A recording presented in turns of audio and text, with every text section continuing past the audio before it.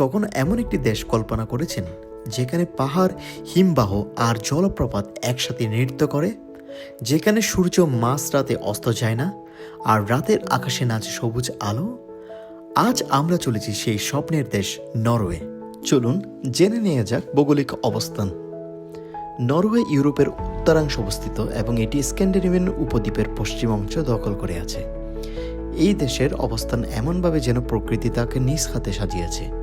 উত্তরে রয়েছে বারেন্টস সাগর, পশ্চিমে রয়েছে নরওয়েজিয়ান সাগর ও উত্তর আটলান্টিক মহাসাগর, দক্ষিণে স্ক্যাগেরক উপসাগর, পূর্বে রয়েছে সুইডেন, ফিনল্যান্ড এবং রাশিয়ার সঙ্গে সীমান্ত। নরওয়ের ভূখণ্ড অত্যন্ত বৈচিত্র্যময়, পাহাড়, হিমবাহ, উপকূলীয় দ্বীপপুঞ্জ এবং গভীর ফজর্ডে ভরা। এটি ইউরোপের অন্যতম পাহাড়ি দেশ, যেখানে স্ক্যান্ডিনেভিয়ান মাউন্টেন ব্রিজেস রয়েছে। নরওয়ে উপকূলরেখা বিশ্বের অন্যতম দীর্ঘ এবং জটিল। এটি প্রায় 25,000 কিলোমিটারের মতো। এখানে রয়েছে 3,20,000-এর বেশি দ্বীপপুঞ্জ এবং ছোট দ্বীপপুঞ্জ। এবার চলুন জেনে নেওয়া যাক নরওয়ের জনসংখ্যা সম্পর্কে। নরওয়ের মোট জনসংখ্যা প্রায় 55 লাখ মানুষের মতো। এই জনসংখ্যা তুলনামূলকভাবে কম বলা যায়, কিন্তু এর জীবনযাত্রার মান খুবই উন্নত। অধিকাংশ মানুষ বাস করে দেশের দক্ষিণাঞ্চলে, বিশেষ করে অসলো শহরের আশেপাশে। উত্তরাঞ্চল তুলনামূলকভাবে কম জনবহুল, কিন্তু প্রকৃতির সৌন্দর্যে ভরপুর। শহরগুলোর মধ্যে রয়েছে বার্গেন, ট্রন্ডহেইম এবং স্টেনভেগার উল্লেখযোগ্য। জনসংখ্যার ঘনত্ব কম হলে প্রকৃতির সঙ্গে মানুষের সম্পর্ক এখানে খুবই ঘনিষ্ঠ। নরওয়ে একটি উন্নত, শান্তিপূর্ণ এবং পরিবেশ বান্ধব দেশ, যেখানে মানুষ প্রকৃতির সাথে সহাবস্থান ভূমিকা পালন করে।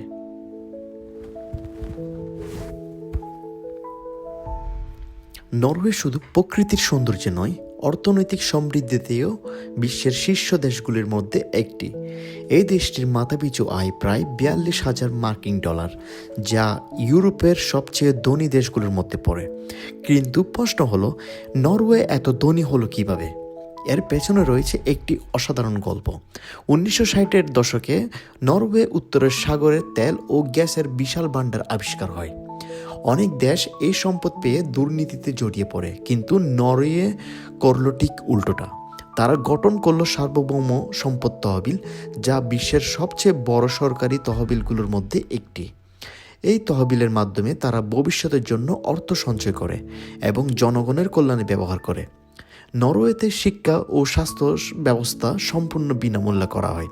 এখানে দুর্নীতি প্রায় নেই বললেই চলে এবং সরকার জনগণের প্রতি জবাবদিহিতামূলক আচরণ করে। এই কারণেই নরওয়েকে বলা হয় সুখী মানুষের দেশ। একটি মজার তথ্য বলি, একবার নরওয়ে সুইডেনকে প্রস্তাব দিয়েছিল, তারা যদি ভলভো কোম্পানির শেয়ার দেয় তাহলে তেল উত্তোলন অংশীদার হতে পারে। সুইডেন রাজি হয়নি। আজ নরওয়ে একাই সে তেল উত্তোলন করে এবং বিশ্বের অন্যতম ধনী রাষ্ট্রে পরিণত হয়েছে। তাদের অর্থনৈতিক সাফল্য শুধু সংখ্যাই নয়, এটি প্রতিফলিত হয় মানুষের জীবনে। শান্তিপূর্ণ গ্রাম, উন্নত শহর এবং পরিবেশ বান্ধব জীবনযাত্রায় সব মিলিয়ে নরওয়ে যেন এক জীবন্ত উদাহরণ। কিভাবে সঠিক পরিকল্পনা একটি দেশকে বদলে দিতে পারে, নরওয়ে এর জ্বলন্ত উদাহরণ। নরওয়ে আমাদের শেখায়, সম্পদ থাকলেই যথেষ্ট নয়, সঠিক ব্যবহার, স্বচ্ছতা এবং ভবিষ্যতে চিন্তা থাকলে একটি দেশ সত্যি সমৃদ্ধ হতে পারে।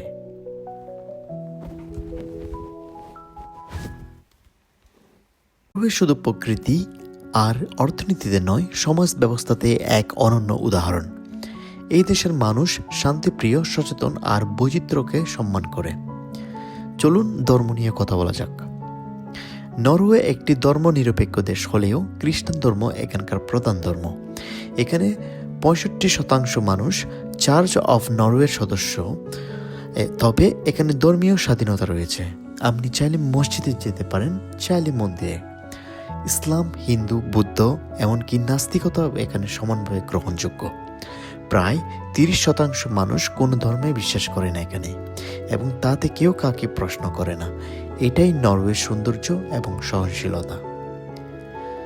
তাহলে এখন নারী পুরুষের অনুপাত কেমন, চলুন দেখে নেওয়া যাক। নরওয়েতে নারী পুরুষের সংখ্যা প্রায়ই সমান, তবে নারীরা গড়ে বেশি দিন বাঁচে। পুরুষদের গড় আয়ু প্রায় ৮০ বছর আর নারীদের ৮৪ বছর। সো 4 বছর তারা অতিরিক্ত আয়ু পেয়ে থাকে যদি গড় হিসেবে আমরা হিসাব করে থাকি। শিক্ষা, স্বাস্থ্য এবং কর্মক্ষেত্রে নারীদের অংশগ্রহণ এত বেশি যে অনেক দেশ নরওয়েকে জেন্ডার ইকুয়ালিটির রোল মডেল হিসেবে দেখে। আরও কিছু মজার তথ্য বলি। নরওয়েতে কারাগারগুলো এতটাই মানবিক যে অনেক দেশে তা রিসোর্ট বলে মনে হয়। এখানে বন্দীদের জন্য তাকে ব্যক্তিগত কক্ষ, রান্নাঘর, এমনকি টেলিভিশনও। এটা শুধু মানবাধিকার নয়, এটা বিশ্বাস মানুষের সুযোগ দিলে তারা বদলাতে পারেই। সব মিলিয়ে নরওয়ে শুধু একটি দেশ নয়, এটি একটি দর্শন, একটি সমাজ যেখানে মানুষ, প্রকৃতি আর ধর্ম আর পেশা সব কিছুই একসাথে বেঁচে থাকে সম্মানের সহিত। চলুন জেনে নেওয়া যাক নরওয়ের 5টি বিশেষ শহর। প্রথমেই থাকছে অসলো। অসলো হলো নরওয়ের রাজধানী। এটির আধুনিকতা, ইতিহাস আর সংস্কৃতির এক অনন্য মিশ্রণ। শহরটি সবুজে ঘেরা আর এখানকার মানুষ পরিবেশ বান্ধব জীবনযাপন করে। অসলো যেন এক শহর যেখানে শিল্প, প্রযুক্তি আর প্রকৃতি একসাথে বেঁচে থাকে। যদিও এখানে লিভিং অফ কস্ট একটু বেশি অন্যান্য শহরের তুলনায়। দ্বিতীয় নম্বরে যে শহরটা থাকছে সেটা হচ্ছে বার্গেন। বার্গেন নরওয়ের দ্বিতীয় বৃহত্তম শহর আর ফজোটের গেটওয়ে। এখানে দেখতে পাবেন রঙিন রঙিন কাঠের ঘর, পাহাড়, ঘেরা রাস্তা আর বৃষ্টি ভেজা পরিবেশ এক রূপকথার আবহাওয়া তৈরি করে। এবং পাহাড় থেকে যেন দেখা যাবে দৃশ্যটা যেন ছবির মতো। নাম্বার 3-তে থাকছে ট্রন্ডহেইম। ট্রন্ডহেইম নরওয়ের ঐতিহাসিক শহর, যা এক সময় ভাইকিংসদের রাজধানী ছিল।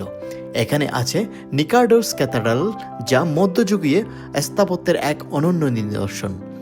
শিক্ষা, প্রযুক্তি আর ইতিহাসের মেলবন্ধন এই শহরকে করেছে এক অনবদ্য। নাম্বার 4, উত্তর নরওয়ের শহর হলো ট্রমসো। এটি নর্দার্ন লাইটের জন্য বিশ্ববিখ্যাত। শীতকালে এখানে রাতের আকাশে নাচে সবুজের আলো, আর গ্রীষ্মে দেখা যায় মিডনাইট সান, যার মানে হলো রাত পর্যন্ত এর সূর্য ডুবেই না। এখানে আছে আর্কটিক ক্যাথেড্রাল, পোলার মিউজিয়াম আর অসাধারণ হিমবাহের দৃশ্য। এবং সর্বশেষ শহরটি হলো অলসান্ড। অলসান্ড নরওয়ের এক ফেয়ারিটেল শহর, যা আর্ট নোভিও স্থাপত্যের জন্য বিখ্যাত। পাহাড়ের গায়ে বসে থাকা এই শহরটি যেন এক রঙিন ক্যানভাস। আকসলা ভিউ পয়েন্ট থেকে শহরের দৃশ্য দেখে আপনি মুগ্ধ না হয়ে পারবেন না। এই 5টি শহর শুধু ভ্রমণের গন্তব্য নয়, এর প্রতিটি কোনায় কোনায় আপনি ফিরে পাবেন স্মৃতি ও ঐতিহ্যের আবির্ভাব। চলুন সবশেষে নরওয়ে সম্পর্কে আপনাদের একটি ইন্টারেস্টিং ঘটনা বলি। একবার ভাবুন তো, পৃথিবী যদি ধ্বংস হয়ে যায় যুদ্ধের কারণে, দুর্যোগ বা জলবায়ুর বিপর্যয়ে, তাহলে আমরা কোত্থেকে আবার শুরু করব? এই প্রশ্নের উত্তর লুকিয়ে আছে এই বরফে ঢাকা এক পাহাড়ের নিচে, নরওয়ের উত্তর প্রান্তে সালভার্ড গ্লোবাল সিড ভোল্টে। এটি একটি ডুম সেট বোল্ট, যেখানে সংরক্ষিত আছে পৃথিবীর প্রায় 8,80,000-এর বেশি বীজের নমুনা। ধান থেকে শুরু করে গম, ভুট্টা, আলু, প্রতিটি ফসলের বীজ এখানে রাখা হয়েছে, যেন ভবিষ্যতের কোনো প্রজন্ম আবার পৃথিবীকে সবুজ করতে পারে। এই বোল্টটি অবস্থিত সালভার্ড দ্বীপপুঞ্জে, যা আর্কটিক অঞ্চলে বরফে ঢাকা এবং মানব বসতির বাইরে।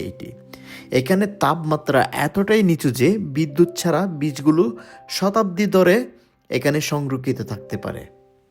এই বোল্টে কোনো দেশ এককভাবে মালিক নয়। এটি যদিও নরওয়েজিয়ান সরকার দ্বারা পরিচালিত, কিন্তু যে কোনো দেশের সরকার চাইলে নিজস্ব বীজ এখানে সংরক্ষণ করতে পারে। এটি এক বৈশ্বিক নিরাপত্তা ব্যবস্থা। বন্ধুরা, তো আমরা ভিডিওর একদম শেষ পর্যায়ে চলে এসেছি। নরওয়ে একটি দেশ যেখানে প্রকৃতি শুধু দৃশ্য নয়, এক জীবন্ত চরিত্র। এই ডকুমেন্টারিতে আমরা দেখেছি পাহাড়ের নিরাপত্তা, ফজরের গভীরতা, মানুষের শান্ত জীবন আর ভবিষ্যতের জন্য রাখা বীজের বোল্ট। প্রতিটি শহর, এই মানুষ, প্রতিটি মুহূর্ত যেন এক একটি অধ্যায়, যা একসাথে গড়ে তোলে নরওয়ের গল্প। এই দেশ আমাদের শেখায় উন্নয়নের মান শুধু প্রযুক্তি নয়, এই মানে প্রকৃতির সঙ্গে সহাবস্থান, মানুষের প্রতি সম্মান আর ভবিষ্যতের জন্য প্রস্তুতি।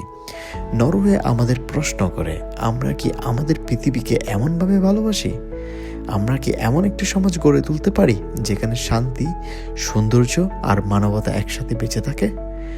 এই ডকুমেন্টারি শেষ হলেও প্রশ্নগুলো রয়ে যায়, আর সেই প্রশ্নের উত্তর খুঁজতে হলে আমাদের শুধু নরওয়েকে নয়, নিজেকেও জানতে হবে। এই ডকুমেন্টারিটি যদি আপনার ভালো লেগে থাকে, যদি আপনি নতুন কিছু শিখে থাকেন, আর যদি পৃথিবীকে একটু অন্য চোখে দেখতে শুরু করেন, তাহলে আমাদের সঙ্গেই থাকুন। এই চ্যানেলে আমরা তুলে আনতে চেষ্টা করব যা শুধু তথ্য নয়, অনুভূতি, যা শুধু দৃশ্য নয়, দৃষ্টিভঙ্গি। সাবস্ক্রাইব করুন যাতে পরবর্তী অধ্যায়ে আপনি থাকেন আমাদেরই সঙ্গে। একসাথে আবিষ্কার করি পৃথিবীকে, একটু গভীরভাবে, একটু মন দিয়ে। ধন্যবাদ।